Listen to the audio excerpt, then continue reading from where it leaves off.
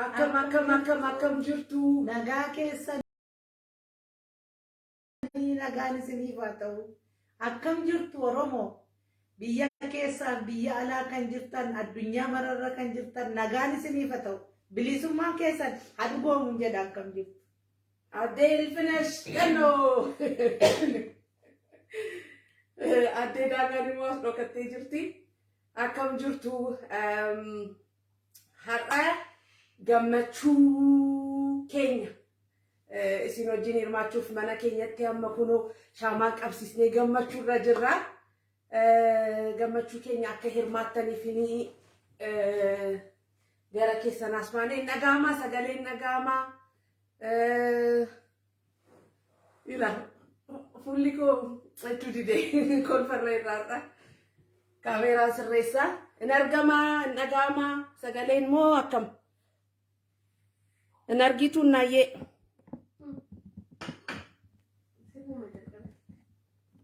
Egaa wal jajjabeessuudhumaa fi haala keenya walitti himuu fi wal gammachiisuu fi hamilee walii kennuudhumaafanii achi as ba'ee bada achi as ba'ee illee hin beeku. Amma gaa nan dhufee yoo rabbii jedhe immoo gaa oboo simachuun koo waan hafu miti. Kanuma eegaa jira yeroo sin bal'aatti wal arginee waliin haasofna. Ammaaf garuu waanuma wal bohaarsinu wal dubbifnu nan jira jirtu jechuudhumaa achi as ba'ee baganaaf jiraattanii baga nagaan egaa ammoo wal argine. Kanaaf Ishoboko yadora obonko galemiona. Ishoboko yadora obonko galemiona. Ishoboko yadora maronko galemiona. Ishoboko yadora obonko galemiona. Ishoboko yadora gamenko galemiona. Ishoboko yadora gamenko galemiona. Ishoboko yadora rabbiran galemiona. Ishoboko yadora rabbiran galemiona. Ishoboko yadora moinko galemiona. Ishoboko yadora moinko galemiona. Ishoboko yadora sanyinko galemiona. Ishoboko yadora sanyinko galemiona. Ishoboko yadora bonko galemiona. Ishoboko yadora sanyinko galemiona. Ishoboko yadora oromon galemiona. Ishoboko yadora oromon galemiona. Oh korma guduru oromo lenju maduru. Oh korma guduru oromo lenju maduru. Oh korma guduru obono gotu maduru. Oh korma guduru obono gotu maduru. Oh korma guduru sanyinko gotu maduru. Oh korma guduru sanyinko gotu maduru. Oh korma guduru samiko lenju maduru. Oh korma guduru sanyinko lenju maduru. Oh korma guduru obono lenju maduru. Oh korma guduru obono lenju maduru. Oh korma guduru oromo biyu maduru. Oh korma guduru oromiyan biyyu maduru. Oh korma guduru oromiya biyu maduru. Oh korma guduru oromiyan biyyu maduru. Oh korma guduru oromo gotu maduru. Oh korma guduru oromiyan gotu maduru. Oh korma guduru lenjono gotu maduru. Oh korma guduru lenjono gotu maduru. Oh korma guduru kerono gotu maduru. Oh korma guduru kerono gotu maduru. Oh korma guduru Oromo lenju maduru. Oh korma guduru oromo lenju maduru. Oh korma guduru oromo lenkicha duru. Oh korma guduru oromo lenju maduru. Akkas jenna. Dursitanii sirbitanii nun hin jedhina hamleedha. Hamleetu nutti horame. Hamleen immoo waan baay'ee nama jechisiisa, waan baay'ee nama gochisiisa. So har'a haati koo akka mooraalii ishee isa kufee ture xiqqoo ishee isa ol ka'ee amma jabaatte kana akka isin wajjin hirannuuf as baane. Mee maal jettaa yaadne? Dhugaadhaani yeroo baay'ee nan dhiise. Dhugaadha dabarseera waan baay'ee dabarseera waan hedduu dabarseera biyyattis biyya alaattis. Egaa nagaa dhabuun hamilee dhabuun inuma jira. Amma garuu hamilee horadheen biyyatti galeen sichi ijoollee ta'a jedhee yaadaan beektu kana. Ijoollee ta'een saba koo keessa deemee saba koo wajjin gammadee biyya koo keessa akkan barbaade tocho'ee isa hundi na reebu isa hundi natti tufte isa hundi na tumte dhiisee keessa deemee uummata koo aammadhee dhungadhee saba koo wajjin gammadee ijoollee ta'a jedhee yaada kan isin dinqu. Kanaaf immoo galanni kan oboo kan saba Oromootiin jedhaa kan qeerrootiin jedhaa yoo rabbiin jedhee isa kana gaa amma waan kana gatiin dhaga'eef ijoolleen koo biyya keessa jiraachuu isaanii gatiin mirkaneeffadheef humna isaanii humna horachuu isaanii irree jabeeffachuu isaanii waan hubadheef ani saddanaa irreen koo jabaatte hamileen koo kaate. Kanaaf Oromoo oboo keessatti saba koo keessatti durba shamarran ta'e na argitu jedhee mana abdii qaba. Amma nama kufee amma nama dadhabee isin dubbisuullee dadhabee haasa'uullee dadhabee dubbachuullee dadhabee ol deebi'ee ciisaa oole kana amma immoo ka'een saba koo keessa gulufa gaa rabbi jedhee farda koo yaabbadhee miilla kootiin illee waan hin barbaadeen saba koo keessa gulufa abdii guddaan qaba. Jabaadha warri addanarratti isinin dhaggeeffadha. Namoota baay'een dhaggeeffadha. Sabboontota dhaggeeffadha. Isinumaan namilee horadhe yuute warra aktivistii taatanii asirratti Oromoodhaaf iyyaa ooltanii galanni keessan bilisummaa ta'u baga gammaddanin isinin jedha. Dhugaadhumaan waan baay'ee dabarsaa ooltu waan baay'ee uummata kanaa wajjin ta'aa ooltu isinan ilaalaa feesbuukii kanarratti hin dubbadhu malee siman to'achaan jira. Jabaadha bira geessaniittu waan kaatanii waan dhamaataniif qaqqabachaa jirtu. Jabaadha rabbi saba keessanitti nagaan walitti sanaa dabaluun jedha. Waaqayyoon hin kadhadhaa. Sirbitoonni adaraa keessan jabaadha. Sirbitoonni akkuma onnee keessan ejjennoo keessan qabatanii turtanitti jabaadha. Oboo bira dhaabbadha. Unis egaa tiradhee manisin bira gaa jabaadhaan jedha. Geenyeerra kun waan hundi duuba deebi'u miti. Galaanan deebinedha. Oromoon dhangala'ee akka galaana. Oromoon galaana simirra dhangalaana jedhan mitiire. Kanaaf egaa irra yaanan osoo rabbiin jedhee gammadeetanidha. Kanaaf egaa amma woboon isinii jedha. Woboo faarfannaa woboo sirbineetu caalaalumatti immoo adaraa ilmaan Oromoo qeerroon biyya keessa argeera. Viidiyoon kun waan baay'ee nutti agarsiisa. Akka foon keessan allaattiif lafeen keessan lafa dhagaatti makame argee baay'een gaddee Tigraayitti kan taatani baay'een argee gaddee ilmaan Oromoo karaa hundumaa abidda isinitti shidanii amma immoo jabaadhaati warri haftan warri qe'ee keessan warri Oromiyaa keessa jirtan adaraa keessan diinatti makamtanii hin loliina. Saba nagaa saba ollaa hin loliina. Nuti saba ollaa lollu saba nagaa lollu. Nagaa mana keessanii baatanii allaattiif taatanii warri haftan immoo adaraa keessan lola jettanii lola sinin ilaalle deemtanii hin dhumina yaa ijoollee koo adaraa. Uummanni Oromoo warri ijoollee keessan dhabdan warri ijoolleen keessan dhiigni isaanii garmalee dhangala'e kunoo gara waggaa 6-7 ta'uu fedha ergi ijoolleen keessan dhiigni isaanii dhangala'utti ka'e hamma ammaatti singaraan keessan gubatee sabbataan hidhattanii jabaattanii uf jabeessitanii lubbuu keessan qabattanii jirtu. Amma immoo warri qe'eetti haftan immoo deemtanii hin du'iina lola seenaan qabne loltanii hin du'iinaan isiniin jedha. Isin qabdu waraana cimaa qabdu waraana dhiiga keessan ta'e lafee keessan ta'e qabdu waraana wobootti dabalamaati. Jabaadha. Keessumattuu immoo ani poolisoota Oromiyaatiif dhaamsa qaba. Adaraa keessan jabaadha. Adaraa keessan ubbaraa uf yaadadha. Hin sodaatina rakkinni hin darba. Biyya ormaa dhaqanii iyyuu dhiigni namaa garmalee dhangala'ee du'uun hin jira. Biyya keessan keessatti loladhaati. Wobootti dabalamaati. Biyya keessan misoomsaa biyya keessaniif dabarsaa saba keessan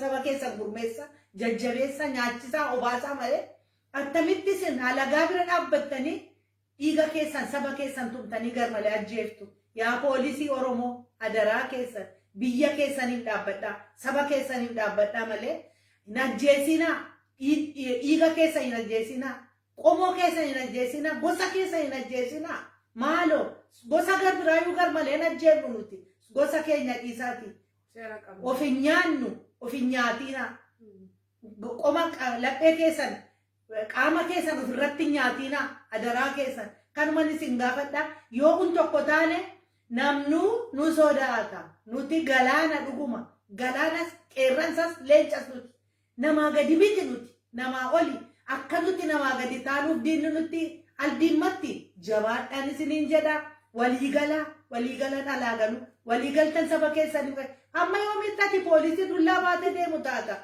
attamitti maaliif dullaa baattee deemtu maaliif ergamta ati poolisiin biyya kee irratti attamitti ergamtu hin ergamin namaaf ufii kee dhaabbadhu saba kee dhaabbadhu biyya qabda saba guddaa qabda san biyya bal'aa qabda maaliif namaaf ergamta dullaa qabattee saba kee tumtaa hin godhiin kana poolisii sitti himaan hin godhiin kana adaraan siin jedha siin kadhadha adaraa saba kee adaraa dhiiga oromoo adaraa lafee oromoo hin godhiin kana kanaafi gaafa wal argine hin haasofna walitti dhufne haasofna oromoon sichi yoo rabbi jedhe kanaafu beektoota oromoodhaaf dhaamsa maalii qabda beektoota keenyaa kan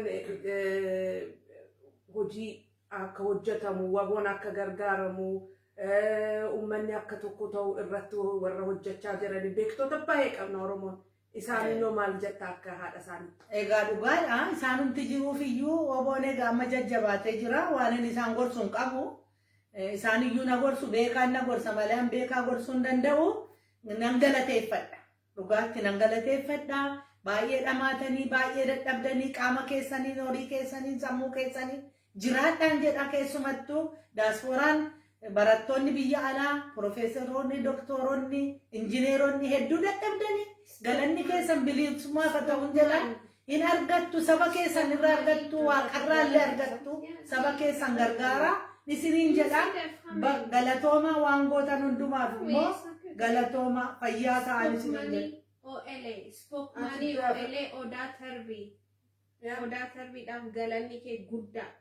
Daangaarraa dhagaa jirtu miti. Odaa Dhokatee haasaa jirti. dhokatteen haasaa jira. Odaa Kaameraan jaallattu akka spokesmanii OLA kan ta'e USA keessa galanni isaa guddaa. Mucaa bareedaa tokko ija guguddaa akka jarramuu fatteetti dhageessanitti. Waanoo heerumeen jira isa miti. Mucaa bareedaa jedhanii isaantu feesbuukii mucaa bareedaa tokko kan spokesmanii OLF kan akkaataa taasise galanni kee bilisummaa dachaa bilisummaan siif haa ta'u. Siif haa ta'u. Siif haa ta'u Odaa Tarbii. Dhugaadha ani nama guddaa tokko jedha sammuu kee guddaadha dhugaadhuma isheeti galatoomii egaa Odaa Tarbii duwwaa miti baay'eedha oromoonni dhugaan isinitti hima sagantaa qabanneetu yerootti isin galateeffannu ni qabaanna yeroo bal'aa qabna amma ishee muddamne kana ishee gammachuu keenya ishee guyyaa 2-3 kana as nutti dhufte kanaaf enneetu utuuma ittiin qophaa'in dhiyaanne ammas immoo irra deebineetu beektota keenyaa fi qabsaa'ota keenya yerootti galateeffannu immoo ni qabna yeroo qabna rabbiin haa galatu walitti dhufnees immoo waliin gammanna sichiga warra mana hidhaa jiraniif dhaamsa maalii qabda? Warri mana yaadni ishee baay'ee gaariidha gaarii qalbii qooda tokko taa'u warri mana hidhaa jiranii keessumattuu dhugaa dubbachuudhaaf yoo ta'e kan nama hin argine kan lafa hin argine Jaal Daawud Ibsaa kanumti na gubee amleen koo cabee ani ol deebi'ee ciise iyyuu warra akkas akkasiiti baay'ee natti dhaga'ametu hidhamtoota akkasaa wajjin illee hidhaa maqaa qabu hidhamee taa'a ta'ee nan gubu waa'een Jaal Daawud Ibsaa baay'ee natti dhaga'ama baay'ee na gubaa kan eessa geessi jedhan eessa teessi jedhanii abdii keenya dhanuufi namni tokko hojii isaatiin beekama oduudhaan utuu hin taane hojiidhaan beekuu qabna turre Jaal Daawud Ibsaa nama kun irra ga'uun turre homaa miti kana booddee wareegamallee seenaa guddaa qaba rakkoon qabu yoo fedhe baga biyya isaa ga'e baga biyya isaattu gale homaa miti namni du'iin hin hafu seenaa bareedaadhaan ejjennoo bareedaadhaan yoo darbe namni rakkoon tokko hin jiru. Ani natti dhaga'amu naannatti dhaga'amu ejjennoo isaatiin jira. Ilaalcha isaas gaarii sanaan jira. Yaada saba isaatiin jira. Kanaaf ittiin gammadaa natti hin dhaga'amu. Waaqayyo duukaa ta'u bakka jiranitti isaan duukaa ta'u. Egaa woboo jajjabaadhaa gaa geessanii gaa jajjabaadhaa amma ni fayyaan jira beektu amma ol ka'ee tanan isin duukaa gammadaa jira woboo isinin jaalladha beektu miti egaa kun dhufee isin argu na godhaa jabaadhaa rabbi isinaa tiksu isinisuf tiksa jabaadhaa namni abdii kutate namaanilu jabaadhaa amma ejjennoo keessan qabattanii mana keessan galma keessan geessanii waan isinitti fakkaate waan isinirraa eegamu argattan waan barbaadan argattaniif jabaadhaa tika guddaa waliif godhaa jabaadhaa yaa Oromoo oboo tiksa oboon qawwee baachuu duwwaa miti biyya beektu lafa beektu qe'ee beektu mandara beektu iddoo jiraattan beektu oboo duukaa ta'a sabni Oromoo oboo tiksa maalo jabaadhaa qawwee malee hin jiru isaan malee hin jiru qawwee malee hin jiru bilisummaani jabaadhaan isiniin jedha yoo rabbi jedhan yeroo dhiyootti isin biran jira naa jabaadhaa sabni koo ka'aa ijoollee koo simadhaa fayyaa ta'a Oromoo ka'a tokko taane yoo tokko taaneetu waan barbaannu arganna jabaadhaa ka'a warri biyya alaa jirrus hagallu hatochoonu biyya keenya dhannee ilaallu ka'a jabaannee adeemnu ijoollee keenya biraa dhaabbannu ka'aan jedha fayyaa ta'a amma sirba woboo jedhu isiniif irra keenya. Sirba yoom hojjetame kun bara 1996 barri ittiin darbu soo woboon woboodhuma.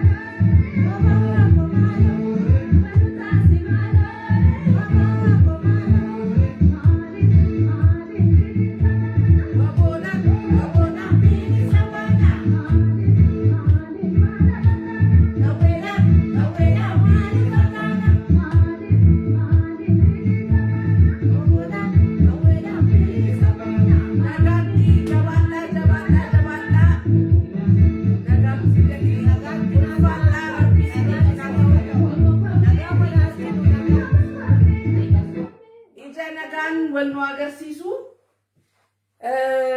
waboko jabaadhaa hundumti keessan jabaadhaa nagaatti dhinnay galatoomaa ulfaadhaa